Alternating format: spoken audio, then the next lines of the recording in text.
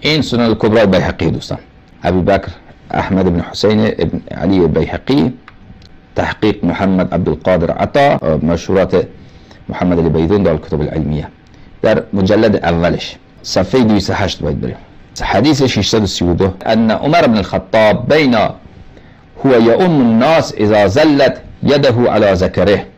عمر بن الخطاب امامت مردم را میکرد، مردم در حال نماز، دست خود آورد در وسط نماز، دست خود درون کرد اون جای خود، در اون داخل تنبان ذکر، اون آلت ذکوریت رو میگه، دست خود برد روی آلت ذکوریت خود.